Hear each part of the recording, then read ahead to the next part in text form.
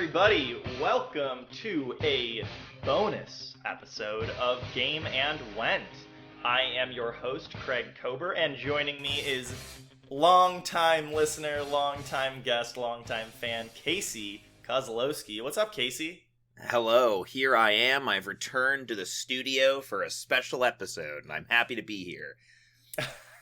I couldn't think of anybody better to have our Game of the Year recap for 2020 with. Casey's been my longest time gaming buddy, and I think we're both playing a lot of different games this year, my man. How about you? Yeah, it's been a tough year, and the games have been generally pretty good. There's some caveats to that, but we'll get into that. But yeah, pretty good year for gaming, I'd say overall. I definitely agree. I think we've seen some really strong games come out this year, only enhanced by the fact that it's like one of the few things I'm doing these days, because of yeah. I think a lot of the games that came out this year were definitely helped by the fact that there was a pandemic. For example, Animal Crossing, I don't think would have seen nearly as much success if it wasn't like, a few weeks into like total lockdown across the US. Yeah, and let's just start the conversation there with Animal Crossing, because this is a game that both of us played quite a bit of, right? Yeah, and Animal Crossing kind of kicked off 2020 in terms of games for me. Like, that was the first game I remember looking forward to in 2020. I was like, oh, cool, this is going to come out soon. It'll be a lot of fun. Pandemic happened, and so then it was even more fun. So yeah, Animal Crossing. I think it's generally very good. I think probably one of the better ones in the series, if you ask me. I haven't played much Animal Crossing. The last one I played was Wild World on the Nintendo DS. So it's been a bit for me, and I think, honestly, the only reason I got it was because of the pandemic. That was right when I had gone back to New York to stay in with my parents, and for those first 2 weeks, I had to stay in my room, essentially, just exclusively. And so I spent a lot of time just playing video games and watching TV, and so it was really cool to have this game that I could connect with people at the base of the pandemic. I'm almost certain that's pretty much everybody's experience with this game. But to look at the game itself, it seems like the pinnacle of what Animal Crossing brings to the table. You can not only design your house, but you also get the option to design your entire island down to the terrain. Yeah. And it's like it's such a weird game. It always has been, but it's bizarre because it's a game where you can just go sit on a stump and catch a butterfly, and that's the content. Like it's not a challenging game in any way. It's just there to let you escape and, mess around in this your own little world, your own little, private island, basically.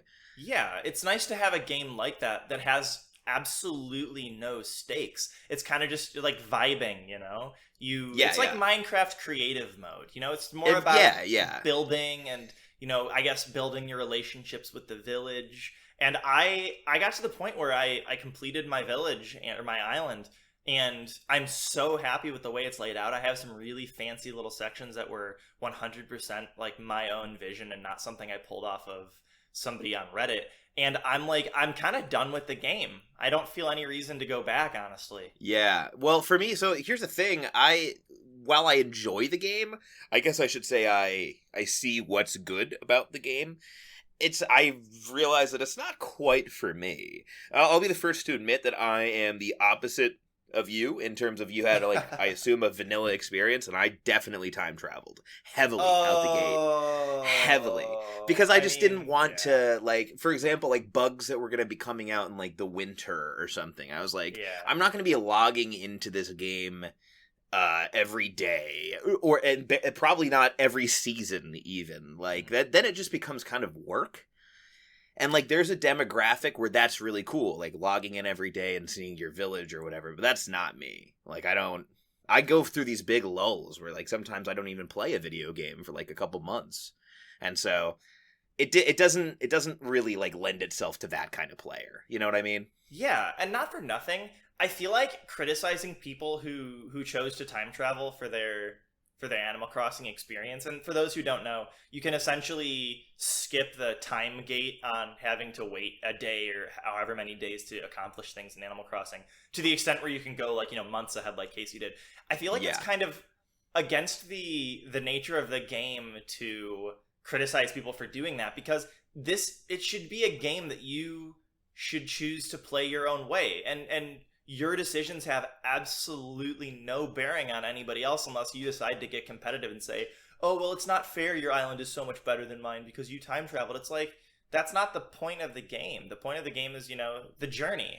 Yeah, if you start to get like bent out of shape about it, it's like, and to be fair, like, or to be clear rather, you can do whatever you want in this game. Like, if you time travel, that's cool. If you are a total purist, that's cool. I don't care. It's your experience. Why would I care about your personal experience? We just talked about how, like, personal this game is, and so I think, yeah, it's a little bit bizarre when people get up in arms about, like, what way someone else is playing the game, but I digress. Animal Crossing, I think, for me, is not a Game of the Year contender for the reasons I kind of mentioned. It was a good escape and a good way to kick off gaming in 2020, but it was followed by some really stellar games that I think are a little more noteworthy. I honestly think that Animal Crossing is a great game, and I think that it's a really great at what it sets out to do. And I definitely think it was just bolstered by the situation this year. And that's not to say that it's not, a fantastic game in its own right, but honestly, I wouldn't have batted an eye at this game if it weren't for batten down the eyes. I wouldn't batten down the eyes at the Animal Crossing. But what I will say is that Animal Crossing did come out on the exact same day as what is definitely a contender for my Game of the Year, and that is Doom Eternal. Do you ever even have a chance to play this game? Oh, no. I haven't played Eternal. I've played a decent amount of the first game, and I enjoy it, but I could not possibly weigh in on Eternal. You know what I mean? Yeah, I definitely hear you on that one. So what Doom 2016, the remake there that you're playing, did that I really enjoyed was it kind of gave me a very Metroid Prime vibes in like little level based segments. It wasn't an open world. It was very much, a stage, and then you go around, you're exploring. There's some secrets, there's some Easter eggs, and I felt very much at like the liberty within each of these levels. Now, Doom Eternal takes that like 120% further. It's bigger open worlds, a lot more interesting environments. And then what I really enjoy that they did was that they kind of changed the gameplay loop so that you have like less ammo, and I feel like it's easier to take a lot more damage. And so what you have to do is you have to chainsaw like some of the fodder enemies to get your ammo back, because you're running out of ammo more frequently. And so it's kind of making you decide between, okay, so I'm going to blast a whole bunch of dudes, but then I got to go top off on ammo, so I got to go chainsaw this guy over here, and now I'm low on armor, so I got to set fire to these guys over there and then throw a grenade at them so they blow up before the fire goes out. And it's just like absolutely manic gameplay, which is 100% my style. Yeah. You really like those action kind of games. And I did get, even just from, the first Doom that I've been playing, or, Doom 2016 or whatever, it does feel like Metroid Prime. Like, I remember playing through it and being like, this has, like, huge Metroid vibes. Just in the way the levels are laid out and the movement and the shooting style.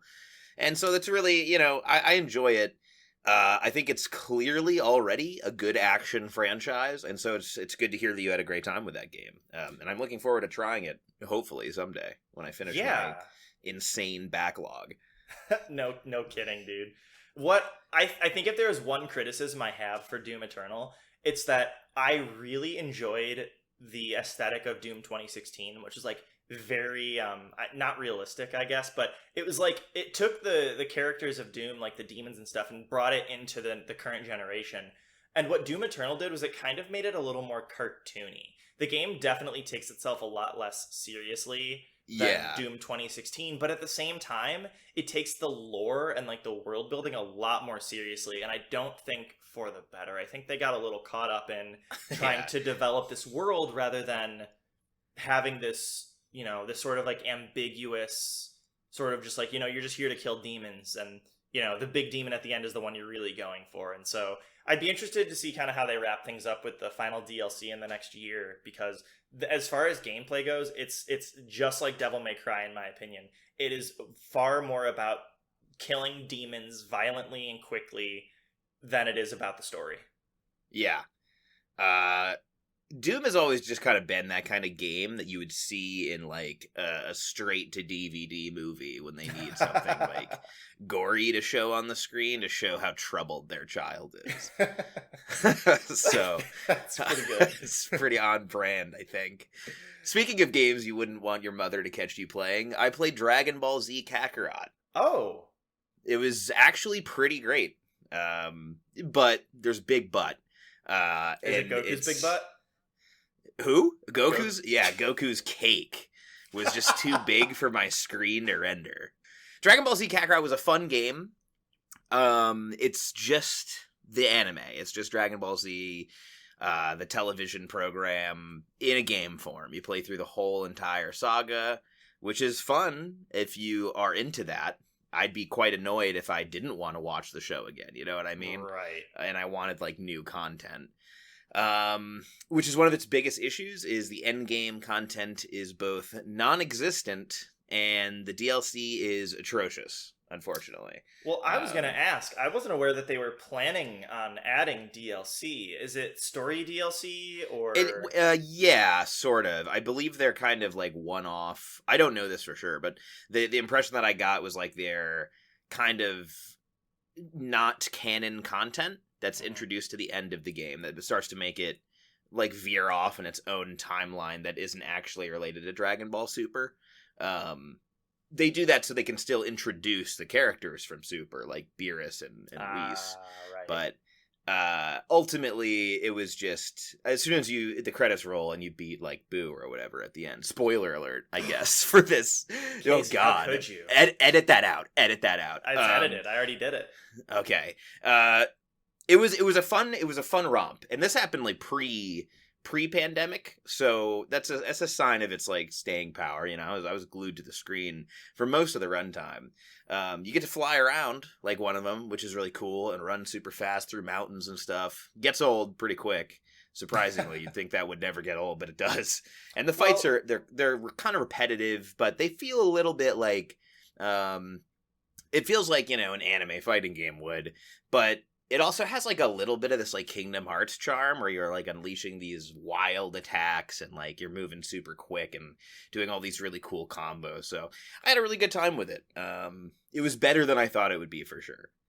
And I think that they kind of run into a challenge with these Dragon Ball Z games that we've seen time and time again. I remember back playing Budokai, because they're in 3 dimensions and you are flying, you know, so it's not just on the floor but also in the sky, and you have the, you know, the teleporting or whatever, and then the Kai blasts and you're just shooting energy beams. I feel like it's got to be really tough kind of coming up with a creative moveset when what's represented in the anime is basically just punch, punch, punch, punch, punch, kick, teleport, energy blasts, teleport, punch, punch, punch, punch, punch, and then like eventually somebody kicks somebody through a mountain, you know? That's pretty much the entire game as well. Yeah. Yeah. So, I mean, you have like varying degrees of different abilities, but they're mostly all like, you have like 4 different moves. One's usually like a big spirit bomb type attack. yeah. One of them is like, you know, the beam, like the Kamehameha for like Goku and all the Saiyans, and like special beam cannon for Piccolo. But at the end of the day, it's all very similar to each other. So there's not a lot of creativity involved in the fights. It just feels good to do. I think they really nailed how it feels. You know what I mean? And Yeah. that's something that I haven't felt in a long time for an anime game, since the very old Naruto games for like the PS2. Yes, So, I remember those. And yeah. I think that sort of, whenever you look at like a game adaptation of a movie, anime, you know, comic book sort of thing, that's sort of what you like the main goal should be. You want to feel like what it's like to watch those characters in action, you know? And Yeah, I think yeah. this is a great opportunity to transition to Marvel's Avengers, which is a game I played a Oh. lot of this year. And not for nothing, I think that the biggest issues of the game just kind of come from a lack of varied gameplay, I guess. You know, you're fighting the same enemies and they're all relatively the same, and there's like 2 or 3 bosses, really, especially at the end game. But what I really enjoyed about the single player experience and to a lesser extent the multiplayer experiences. I felt very much like they did a really great job at developing each character's individual moveset. Yeah, I can see that. For all the issues I had with that game, and we could delve into them, but I think the combat, I shouldn't say the combat as a whole, because there are many problems with the combat, but the movesets, I think, yeah, are pretty unique to each character. Nothing really feels rehashed from one character to the other.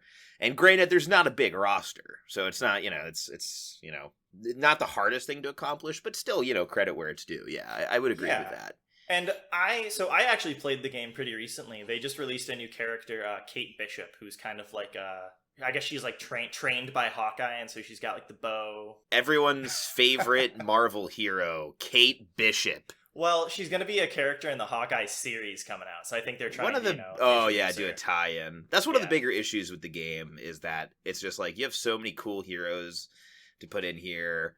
I don't know. I guess I just expected something more along the lines of like Ultimate Alliance on a bigger scale. Yeah, that's what I wanted too. Yeah. And instead what I got was like, one of those, it feels like a cash-in, you know what I mean? Or a cash grab kind of thing. Yeah. Because there's not a lot here that needed to be said. It's just kind of like a weird, like, fan fiction story involving the Avengers. And it's just kind of bizarre to me. And it'd be cool if, like, the graphics were, like, not taking themselves so seriously. It just feels very bland in most ways, I think. And that's what kind of a big bummer for the game was for me. It's like, you have this incredibly, like, how does the Avengers brand fail? It's almost too big to fail at this point. And then you have performances by, like, Nolan North and that guy who did Joel in The Last of Us. God, what's his name? I don't actually know. Oh my gosh. Troy Baker? Troy Baker. So you have these great performances by Nolan North, Troy Baker, and the rest of the cast.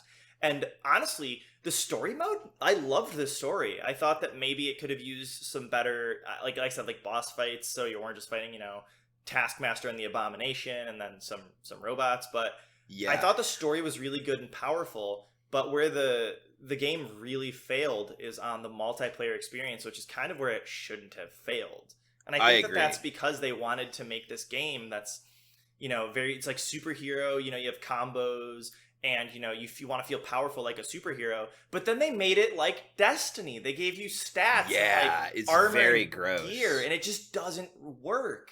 It just doesn't work. No, it's like the game has an identity crisis where the single player mode plays out like a PlayStation game, like a PlayStation Studios game. Yeah.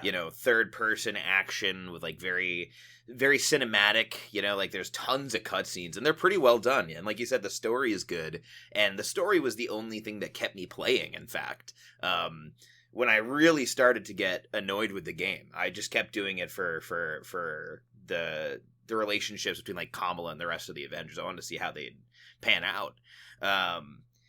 But it's draining to play because it's like someone stuck a loot system and like a cash grab system into Uncharted.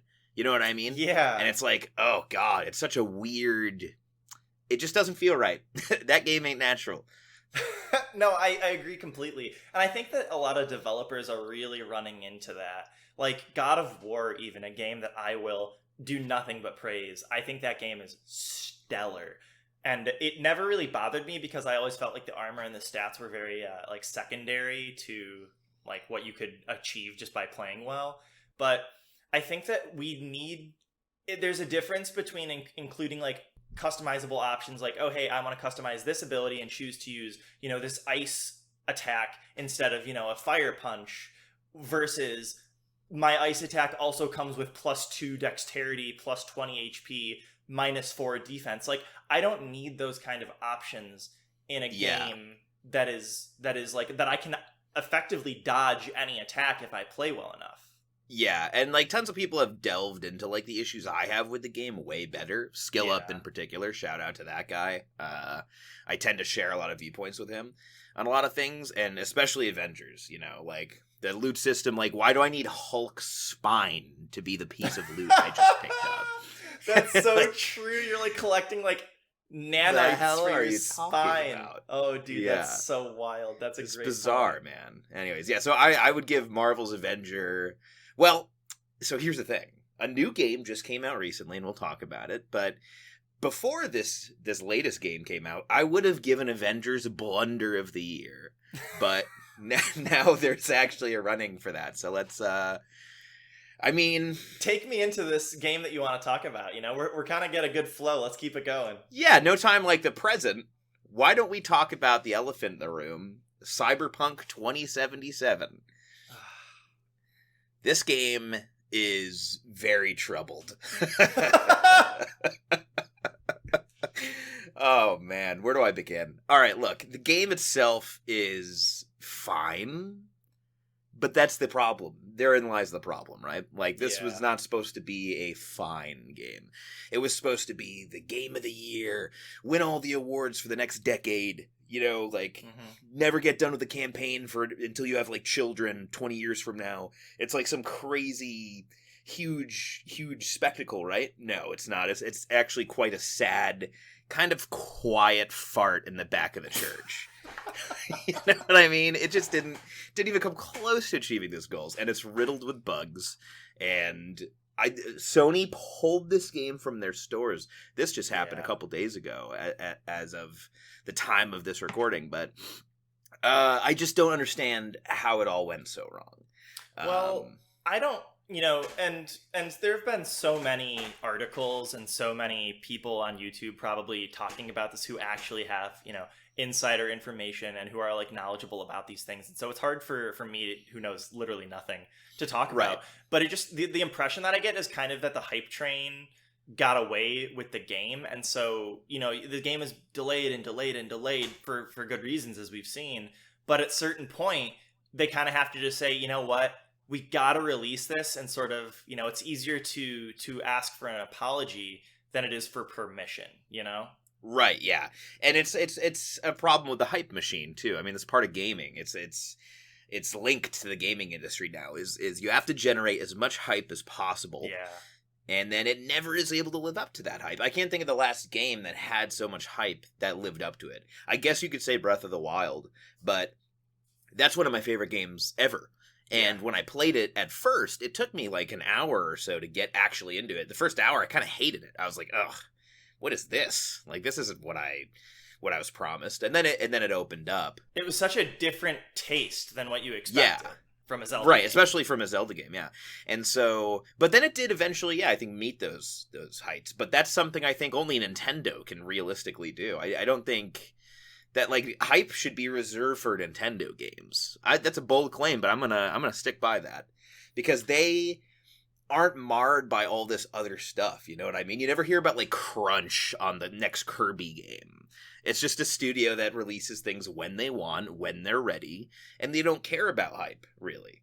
People get hyped for the games because they know the games are going to be exciting. And I think that's the big difference. I think you're not wrong. I think that people approach Nintendo games differently, and Nintendo games definitely come out with a certain level of polish. Their first party games, I couldn't tell you the last time I found a bug in a Nintendo game, or like a glitch. They just come out so polished and so clean. I almost don't know if it's because of their work culture or the journalism culture surrounding what goes on in the studios in Japan.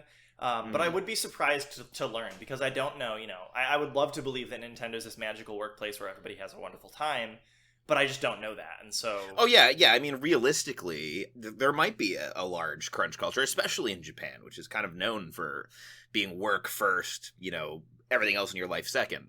So I'm not going to make any assumptions about that. But what I guess what I'm trying to say is that, like, Nintendo doesn't advertise their games to hype them up. They advertise them to kind of show you what the game is, which is something that Cyberpunk did not do. They kind of had what a lot of people are starting to see as a nefarious marketing style for this game, where they didn't actually tell the truth, and they embellished it to the point where when the actual game came out, no matter how good the story might have been and the actual, like, mechanics in the game, it was so inaccurate from what was promised. It was like the gamers were catfished in a way. You know what I mean? Yeah. And so it's I can understand why people are so upset and why Sony's pulling this game. And yeah, so I'm going to give my blunder of the year to Cyberpunk 2077 without fail. Yeah, nothing else even remotely came close. That's of a major release. I'm sure some little Yeah, indie garbage. nothing too. came close to the train wreck that was Cyberpunk. And that's insane. Not something I thought I'd be saying this year, but it's Yeah. 2020, baby. Anything can happen. So Cyberpunk is actually, it went from the golden child of gaming, everyone's most anticipated game for the last like half a decade, to a dumpster fire. And you hate to see it, but at the same time, it is kind of hilarious. It's a bit of Schadenfreude. Is that how you say it? Oh, good. I'll say Schadenfreude, so that way one of us just said it right. All right, cool. All of our German listeners can correct us on that. Yeah. But there's a bit of Schadenfreude about it. And I guess to compare it again to Marvel's Avengers, like both of these games came out not like pretty buggy at launch and not quite the gameplay I think that people expected, but there's definitely room for improvement, and I think we will see that. If you look at No Man's Sky, do you remember when that game came out and the marketing team straight up lied about the features that would be involved in the game, and the game came out and it was just a hot, stinking piece of shit? Well, people, and that's the thing, people always like point to that now. And Destiny, I'm a big Destiny fan, and we'll talk about that in a bit, but Destiny is also one of those games where Destiny 1 came out, mostly sucked. And then got better over time. Destiny 2 came out, mostly sucked at launch and got better over time. And so people always compare games to like, oh, it'll be the next Destiny, or it'll be the next No Man's Sky, it'll get better with time. But then you look at games like Anthem, and people said that about Anthem, and Anthem is lost in the woods somewhere. I haven't seen him in years. I think people aren't sure about, like, it's unclear what makes a game like No Man's Sky transform itself into like a new, like, good game. You know what I mean? I think it's obviously effort from the devs, but it's also like there's something else there, because Anthem tried, and they're trying to like revive it, but it's just not working. So I think No Man's Sky's benefit was that it wasn't a looter shooter. Very true. No Man's Sky sort of had like a exploratory, kind of like an Animal Crossing type gameplay. It wasn't about accomplishing any objective. Yeah, it was a very unique, chill game that was like very colorful, very cool art style, and it was a new idea not a lot of people had done. So I think people are more willing to give that a try, as opposed to like Cyberpunk now. Of course it's going to get better with time. I think a new update just got released today with like a shitload of bug fixes and whatnot, but is it going to be enough? And I don't know if it will. I think by the time it's like fixed, that ship will have sailed, you know what I mean? And this game's going to be something you pick up for $10 on some like Xbox sale of the week. Like No Man's Sky, which has apparently become a great game. It just won Best Game as a Service, I think, at the Game Awards. Yeah, it did. What a story arc for that guy. What, Sean, I forget his name. Sean Murray or something? Yeah. I keep his name in my mouth because it's full of scorn. I'm not happy with the way that they launched that game. But I want to sort of bring up the games as a service and like early access as we kind of move into the half-hour mark of the episode here. Yeah. When you look at games getting released before they're ready, I am super, super a big fan of that. And I want to talk about two games, one of which we'll have to go in a little deeper. But Risk of Rain 2 was an early access game on Steam, as was Hades. And I think that both of us played a substantial amount of those games this year, right? Oh yeah. Those are, in fact, two of they're both on my personal Game of the Year contenders list. Yeah, and same. Also both pretty high up there for the frontrunners. They're both exceptional games that were certainly helped by being early access, and that's interesting.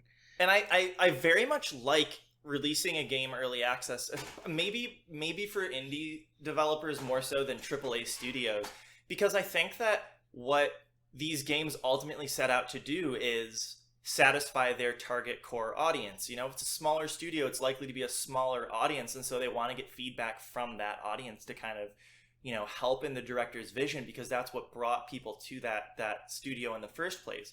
I played a lot of Risk of Rain 1, and I can say that Risk of Rain 2 is a perfect transposition of that type of gameplay into 3 dimensions, and that's essentially what it is. It's a game that the story is kind of there, much like Doom Eternal, Devil May Cry, but it is much more about the gameplay loop. It's about exploring the world and feeling powerful, and it does that. And you've played a ton of that with they had a it. wild job ahead of them translating that game from 2D, like the most basic graphics you've ever seen, over to like 3D with still like some charming kind of cell shaded simple graphics, but just bigger. Everything was bigger because you could look around and see this thing like in comparison to you as an actual human now, like a human-sized dude. It's just it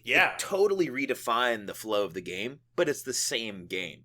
That's What's so crazy about it. Yeah. And that game, I don't know if I'm sure it did, right? Like, I can never say how much a game gained from being early access. All I know is that I was very happy to be able to play it in early access, because then I was able to come back this spring, I think is when it went like fully launched. I don't know. It actually released August 11th.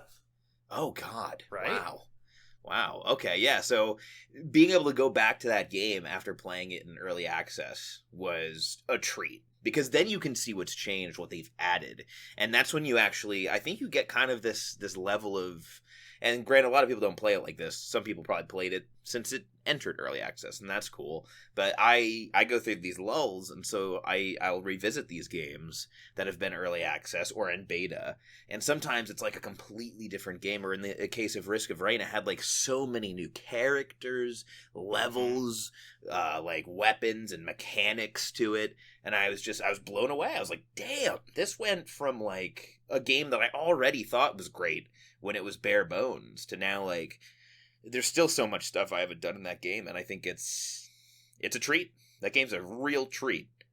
Yeah, I would definitely recommend playing Risk of Rain 2 on any platform you can. I think the game is absolutely stellar. I think that it's incredible value for the price.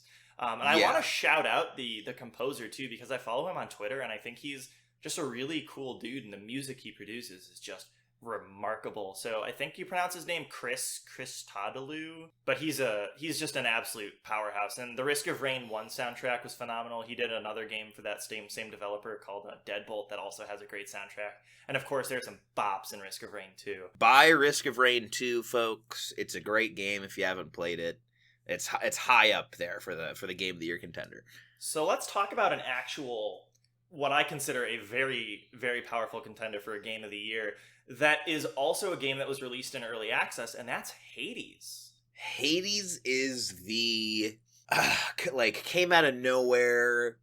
It's we'll start this conversation off with me saying something that I rarely say, and I think Hades is a masterpiece. Yeah, I agree. And you say it came out of nowhere.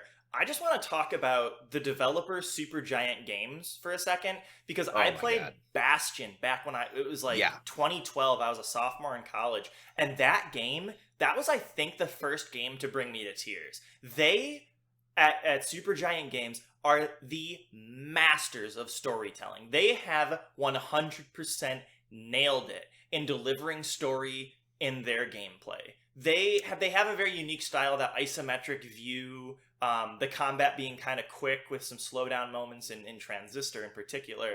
But the over narration on top of the gameplay is so powerful, because you have this opportunity to tell a really captivating story without holding back the gameplay. You're not waiting, really, because it's happening as you're playing the game. And that is something that should not be underestimated. And it's such a massive thing. Absolutely. I was trying to think of, before this episode started, I tried not to think about too many of these games, to like give myself a script, because I didn't want to like limit myself.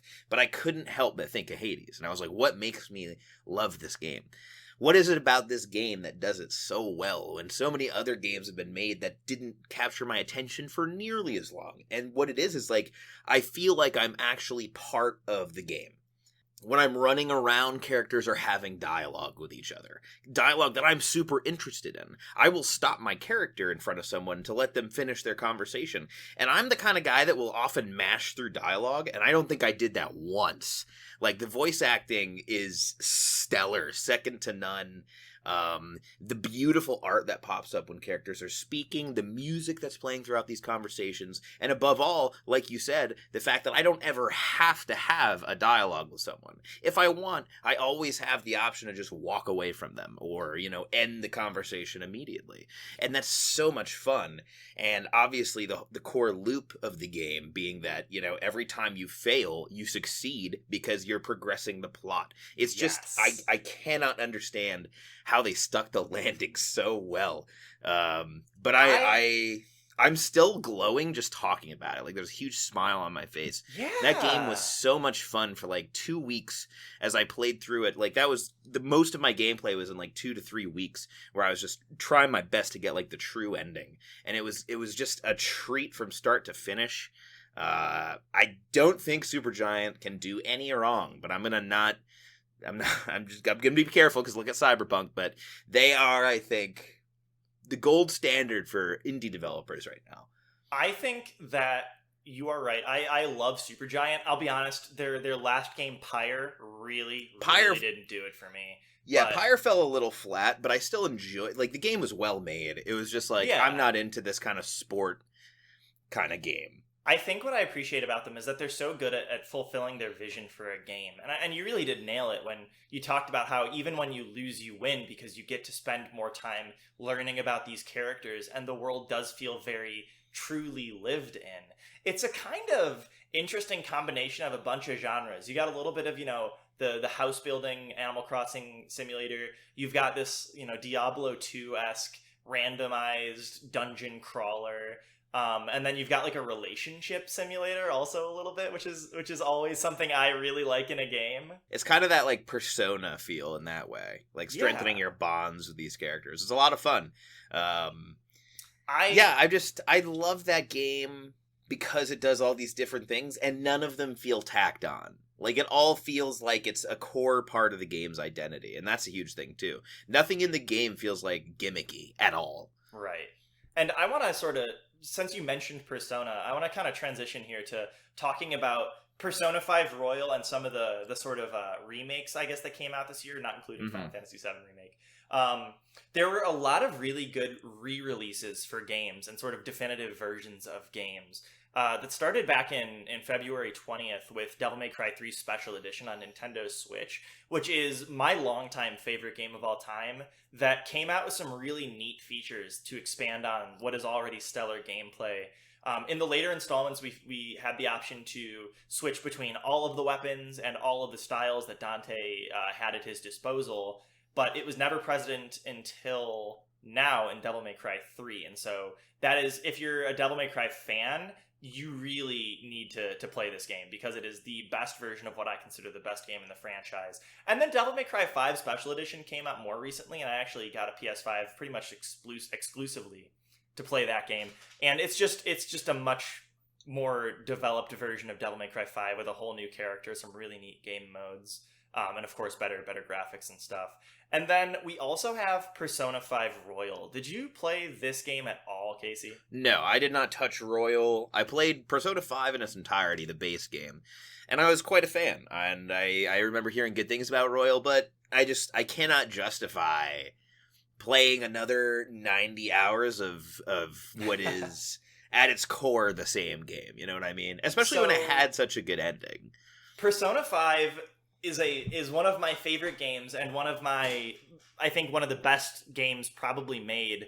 And I spent, 90 to 100 hours playing that. And I do think that it told a really great story on its own, and it was just very, very concise. Persona 5 Royal, the added third semester on top of the game felt very much like an anime movie. That's, it's like, oh, maybe this is canon, maybe it's not. But they also just kind of changed some features along the way, some added dialogue, some new portraits when characters are speaking. Some of the dungeons operate a little differently, particularly Okumura's palace. And it just comes together to be sort of a much easier to swallow, a little easier to get through version of Persona 5, but the extra semester had 100% the best dungeon, had the best boss in the game, some of the best character work I think we've seen, and like 100% the best music. Holy shit, the music for Persona games are always amazing, and I listen to a lot of them on YouTube. Yeah, like 5 to start was fucking mind-blowing, especially with just the basic music, like when you're walking through town or like you're in the coffee shop. Oh, so good. The music in Persona 5 Royal in that third semester is by far the best in the series. And I loved this game so much, and of course, I was home without a job, and I got another 120 hours out of this game. So damn. I highly recommend someday when you're in a lull and you're looking for a game to play, pick up Persona 5 Royal. If it's on sale, even better. I don't think your time will be wasted revisiting this classic. Yeah, for sure. And I will add as well to this. If you've never played Persona 5, yeah, definitely pick up Royal then, because the base game was already incredible to begin with. It blew me away. I took a chance on that game one day when I had a couple beers and I was bored, and it gave me 90 hours of incredible, like one of the better games I think I've ever played. So I will back up your recommendation for the enhanced version. I don't think it's money ill spent. And they released Persona 4 Golden on Steam this summer, and I didn't get a chance to play it at launch because I was away from my PC back in New York, but that's a game I'm looking forward to playing as well, because I've heard that that's honestly better than Persona 5 as far as the story goes.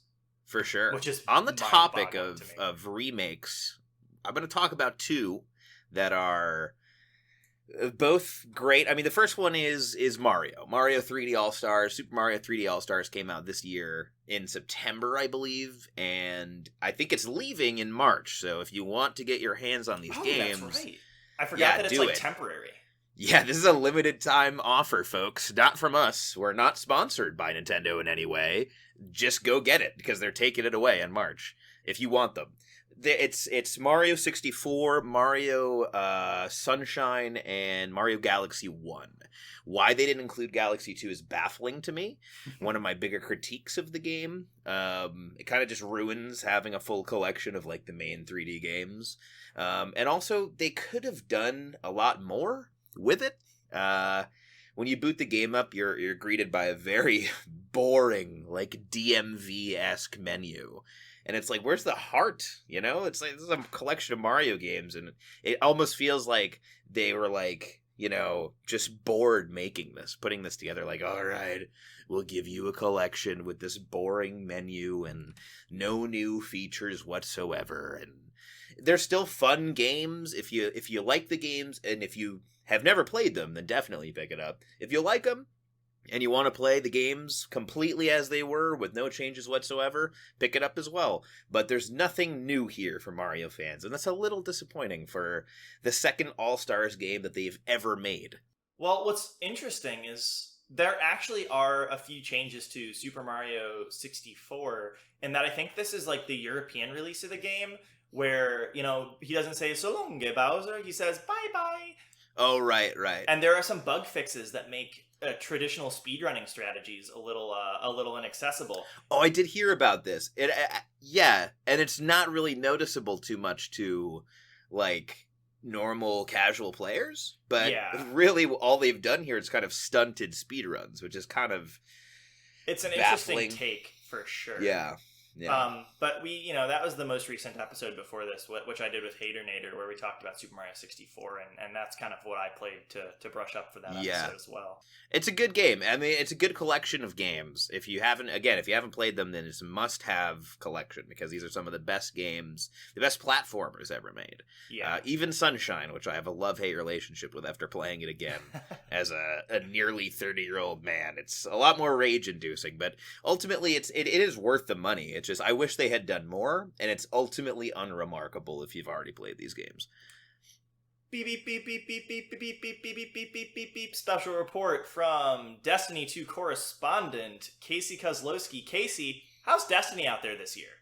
Hello, Craig. I'm reporting live from Europa in the new hit expansion, Destiny 2 Beyond Light. It's good. to go a little deeper into that, it's there's a lot of good and there's a lot of bad with this new expansion. The hot topic on everyone's mind right now in the Destiny community is sunsetting. Sunsetting has been brought back to Destiny. They did it in D1 and now they're doing it in D2. And what sunsetting means is that, guns that you have from like older expansions are rotated out. And only the new gear and armor can be used. Kind of like a trading card game, like standard formats or whatever. And so it's I get why it has to be done. I think most people get why it has to be done, just to, prevent power creep and keep things like fresh. But the big swing and a miss with Beyond Light was the shocking lack of new guns and armor to obtain. There is stuff there, but it's just not enough to replace all the stuff they removed from the game. And that's what I've heard is like they sort of put themselves in a corner when they design guns like the Mountaintop and some of the more powerful legendary guns, and so they have to sort of remove them from the pool or else they just become like the meta game, and then there's lack of varied gameplay. But I definitely think it's a bit dangerous to sort of reduce the amount of options players have, especially after how well that went over in Destiny 1, where it was the really unpopular choice that they eventually went back on. And it goes hand in hand with the vaulting system that they have now, where they put old content into the Destiny vault. So, for example, you can no longer go to like Io or Mars. Like, these planets are out of the game. They've been removed. And they do incorporate it into the story somewhat, but I mean, the reasoning that they gave the community is that, it's for space reasons, and that's fair, and to allow, like, quicker updates and stuff like that. And so I do want to give credit where it's due to Bungie, because the updates have been very quick, and they have been very quick to respond to criticism this season, which is a good thing. And the raid, whew. Now, the raid is the piece of content from this expansion that makes it all worth it. In that way, it's kind of like Destiny 1 with Vault of Glass. Like, Destiny 1 was kind of lackluster at first, and then the raid came out, and bam, everyone's opinion changed.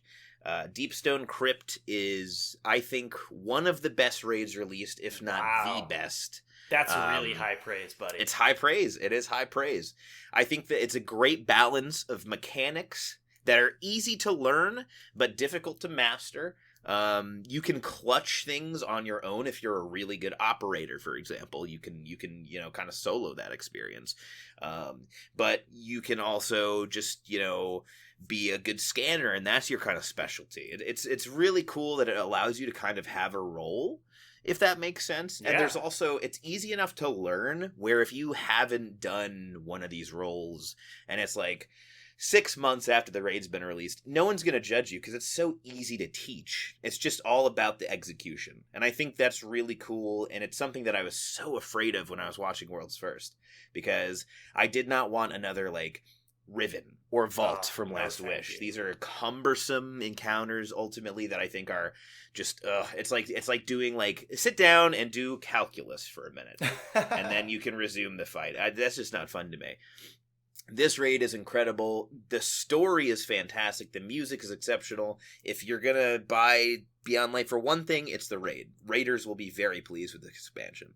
I'm looking forward to getting back in the game at some point in the next year before the next expansion. I think that's kind of my plan, is to kind of play it every other expansion, so I kind of have some content to kind of expel me forwards or propel me forward. Yeah, and that's a good way to do things too. With now, Bungie has said that what they were doing before is they would have like 4 seasons in a year, and every time a new season came out, the old season's content would no longer be playable, and all that stuff would be no longer earnable.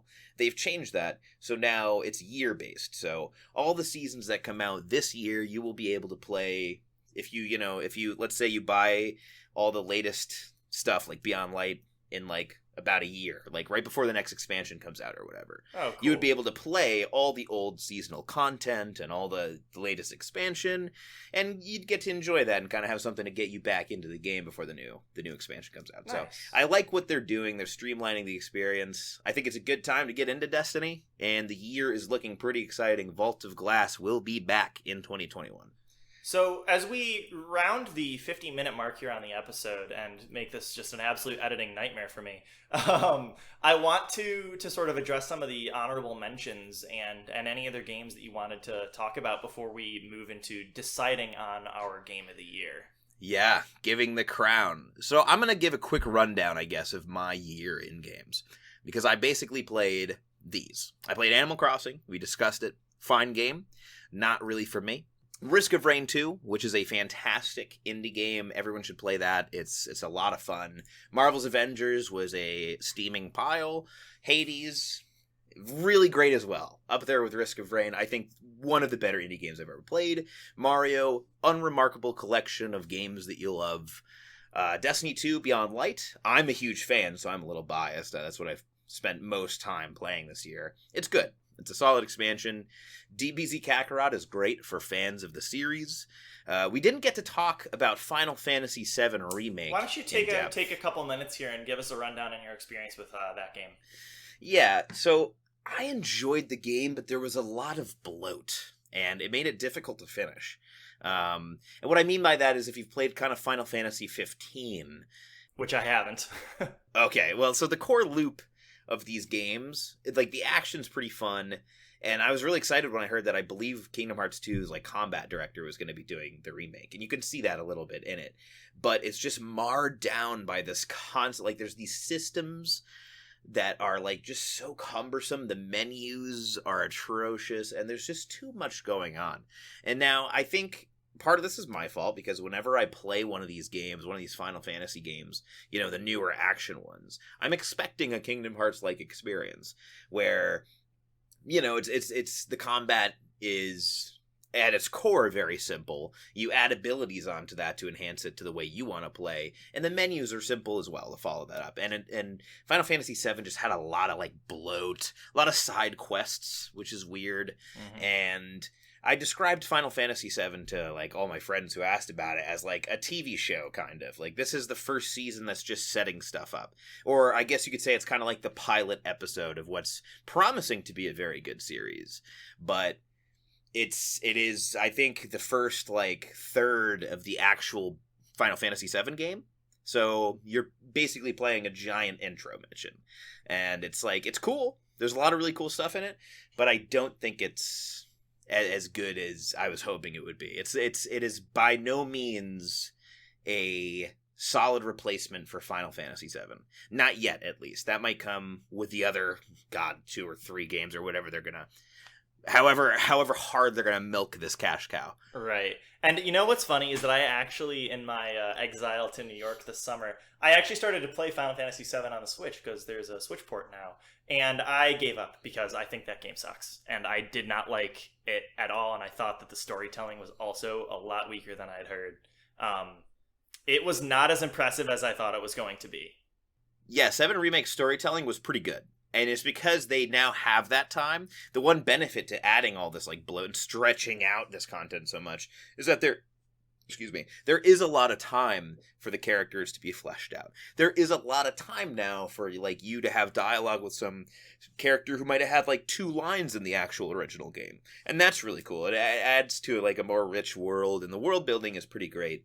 But ultimately the gameplay was and I did not find this game to be all that fun to play. So Final Fantasy VII Remake, unfortunately, was just all right to me.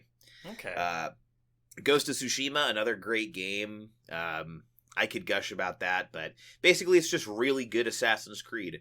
I think it went back to Assassin's Creed's roots, which the actual series Assassin's Creed is afraid to do. Because if you look at their new games, it's all this like big like Norse stuff and like Greek mythology, massive open world games that take you months or years to 100%. And it's just like, I don't want all that. Ghost of Tsushima was, I played it for a month and I was able to 100% it. The story was fantastic. The best thing I can say about this game is actually just reference what they were going for when they made it, which I don't remember where I heard this. One of the I would assume directors or something probably said this, but they made the game not as a game about samurais historically, but rather as a game about samurai movies.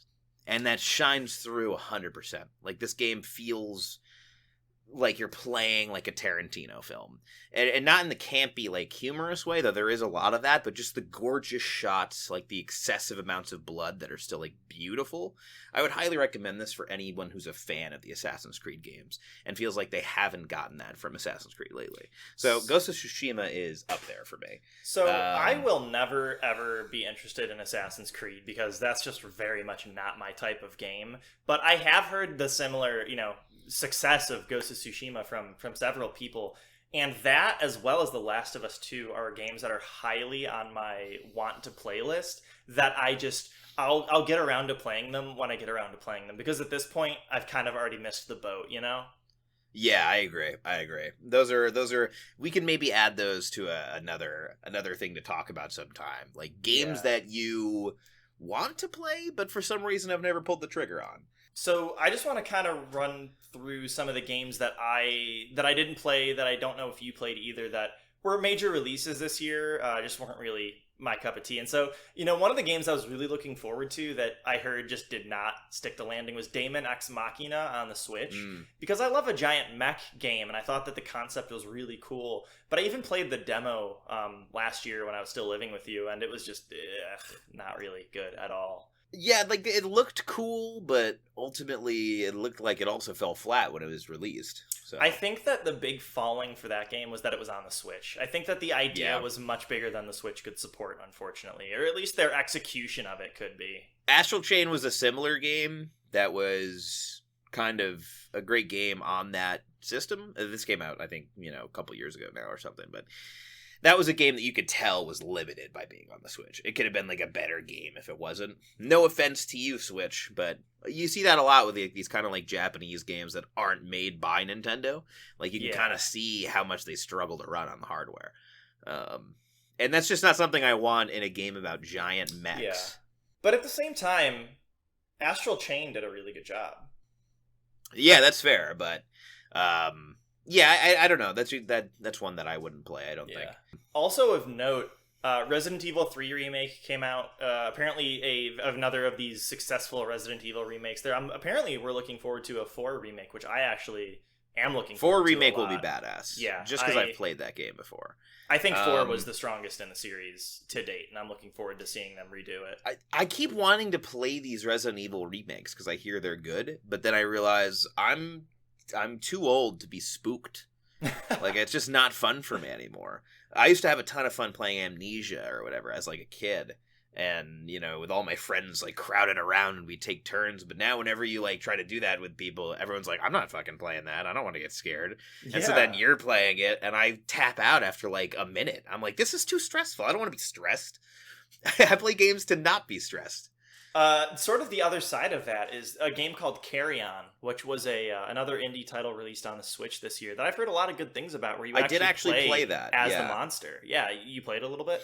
A little bit of it, yeah. It was really cool. I think it's a good Metroidvania style game, actually. But it's very simple and it's very short. And I don't think there's anything wrong with that, especially from an indie title. Yeah, I think it's a great bite-sized treat, especially because you get to play as like the Thing, like a John Carpenter monster. It's really cool. And so, yeah, I'd recommend that. It's a fun indie game, and I think it's on Game Pass. If anyone, if you're listening, you have Xbox Game Pass, you can probably play Carry On, I believe, for free. So definitely check that out. And then the last thing I want to shout out here is actually Hyrule Warriors Age of Calamity, which somehow turned into Nintendo's big holiday release this year. I've been watching Haternator actually stream it a bunch on his Twitch channel, and I am not a big fan of those Musou games because I'm bored by fighting against things that don't really put up a fight. That just doesn't do it for me. And so it's not really my cup of tea, but as far as one of those Musou games, it looks really impressive, and there's a huge cast of Zelda Breath of the Wild characters to play as that perform like way beyond what you could do in Breath of the Wild. It's you feel very powerful, and you actually the get game to pilot looks cool. The divine beasts in their prime, which is so cool actually, because you just decimate these armies of Ganon's minions, which I think is pretty neat. I think it is very cool, and it's weird how a Zelda fan like me didn't even touch the game, and I think there's a couple reasons for that. One being, the genre of game it is. There's only so much you can do with that format, and Unfortunately, I played Hyrule Warriors. I say that like it's a bad game. I didn't mean that it's unfortunate that I played that game, but rather that they already made a Zelda game, a Zelda Warriors game. So now it's really hard to justify getting another one that's just like, yeah, cool. I'm sure it has a lot of cool new stuff, and the story is really cool, but at the same time, it's a story like, it's a prequel, and so I already know how it ends. Well, actually, it's not canon, believe it or not. And I don't want to get any more in depth with that, but it's like a prequel that splits off into its own timeline. What a shame. Oh man, I'm really glad I didn't buy it then. I'd be very frustrated if I had bought the game and then I got to the end and it was not canon. I'd be very frustrated. And I think that that's, Hyrule Warriors is arguably canon, and so I think that it's kind of expected for this game to not be canon as well.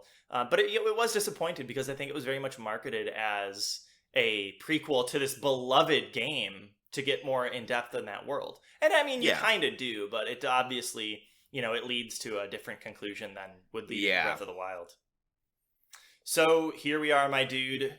The decision to be made. And so, if you've been sticking with us this long, I just want to kind of put a disclaimer on this. These aren't, our vote for best game or, it's not an argument here. I just kind of wanted to talk with Casey about the games of this year and to kind of figure out what our top games of the year are. Yeah, so, this is the game that I had the most fun with. And if I had my own gold medal to give, it would be to this game. So don't read into it any more than that. Well, let's hear it, buddy. All right, well, I think it's gotta be, and this is kind of obvious given how much I gushed about it, it's Hades, folks. Hades is by far the game of the year for me. Hades blew away every other game I played. It was the best experience I had playing video games this year. I teared up. I was blown away by the music. I often go to YouTube and just listen to songs from the game. I'm still able to pick it up and do runs here and there because it hasn't gotten old. Everything about this game is worth the price of admission, which is I think like 20 or 30 bucks. It's not even a full price game. So you owe it to yourself to play this. It's available on the Switch. It's available on the PC. They just got cross-save, so get it on both if you'd like. I highly recommend it. It is my personal game of the year. Thank you to Supergiant Games, because Hades made my 2020 a little bit better. Yeah, Hades. So my personal game of the year choice is actually between Hades and Doom Eternal. And before I kind of give the award away, I just want to say Hades is just... I think Hades is the best game made this year. And I think part of that is because, yes, they were ambitious with the storytelling, but mechanically, the game is like a lot more simple than what we see from these AAA studios. And I think that that's only to the game's benefit because as the success of this game has proven, it doesn't need to be in 3 dimensions with incredible mechanics. You just need to have 3 attacks and a dash and then some other, added mechanics on top of that, with the randomized factor and the incredible writing, incredible storytelling, music, gameplay experience to really succeed. Yeah, like there are no cutscenes really in this game. It's always just like you're looking at a portrait of a character and hearing a person talk. It's almost like, in that way, it's almost like you're like listening more than playing in those moments, or like playing a game of like D&D or something. Like hearing these voices and like having this world be built, not through like seeing it happen, but through people talking about the world they're living in, through you fighting enemies in the world that they're talking about. It all works so well together, and it's so simple. It works so well. Keep it simple, stupid. Yeah, it's truly a work of art, but this might be a hot take, but I think that's kind of my brand a little bit. My game of the year goes to Doom Eternal. Doom Eternal over the Hades pick. Let's hear it. Let's hear the praise. So Hades is a game that I couldn't put down for when I was playing it, and even now when I'm like watching TV on my lunch from work, or I'm watching my buddy stream, most of the time I'm doing that while I'm running a run in Hades.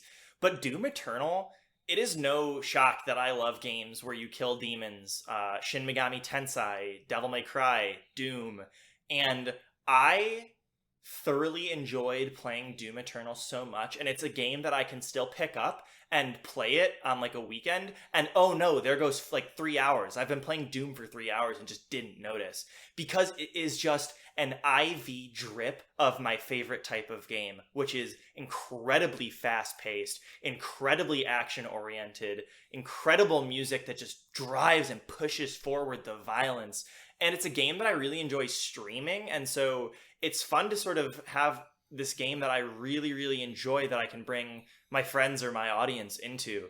And Hades is great, but Doom is just like an IV drip of violence and just fast-paced mania, and that is 100% what I am about when it comes to my taste in games. And I just gotta give it to Doom Eternal for sticking the landing.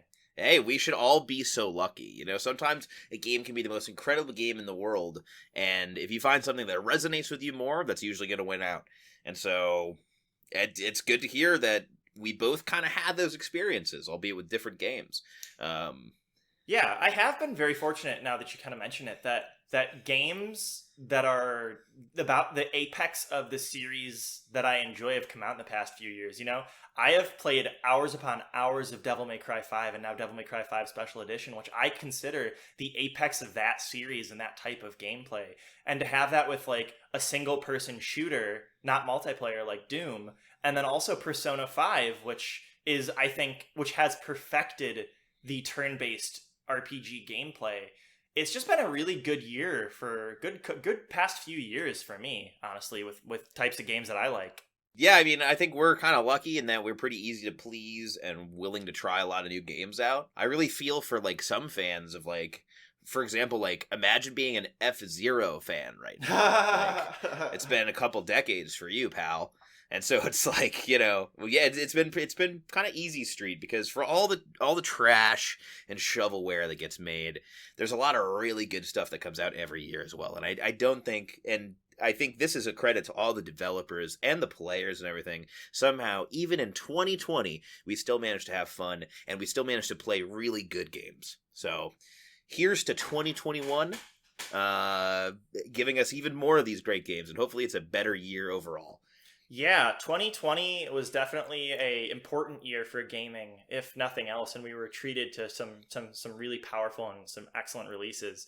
But as 2020 has game and went, I'm also looking forward to 2021. Oh, that's the name of the podcast. We did it, y'all. So I want to thank you, Casey, for joining me on this incredibly difficult odyssey to edit. And I'm looking forward to seeing what's in 2021. And I know that we got some good episodes to look forward to, the two of us. Yeah, absolutely. Thank you for having me. It was good to look back at this year. It's been tough, but there's a lot of good there too. And it was good to talk about it with my good bud. So here's to 2021. Here's to Game and Went. I look forward to being back maybe on some more episodes. You never know. Keep an eye out. And I look forward to you all following on Twitter at Game and Went, and checking out the podcast on YouTube now, as well as SoundCloud, while I try to figure out the other places I can put it up as we continue this reboot. So thanks everybody for listening, and I'm looking forward to spending another year in games with all of you. So as always, don't forget to save.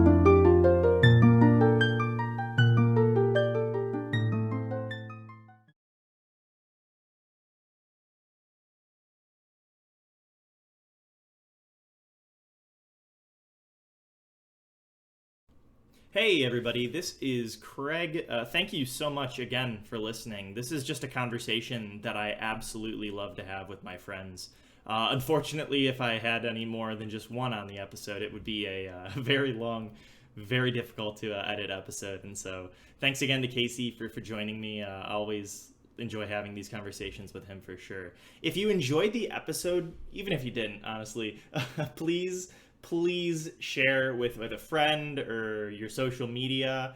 You can follow the show at Game and Went on Twitter. I would appreciate sharing the YouTube link now that I've got that up online. And of course, if you ever have feedback, please, I would love to hear it. If there's anything I can do to make the show better by your opinion, then I would love to know. And I hope everybody out there is enjoying 2021 so far. Let's hope that this year is a little better. But in the meantime, take care.